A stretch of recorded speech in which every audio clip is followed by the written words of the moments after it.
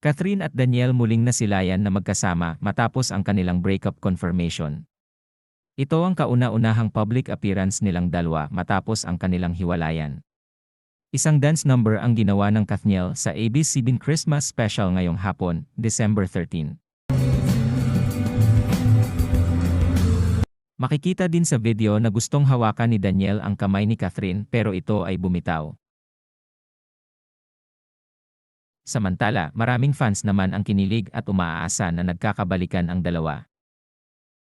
Meron din video sa likod ng stage na sila'y magkasama nakangiti ang dalawa pero napapansin nyo na may gap na sa kanilang dalawa.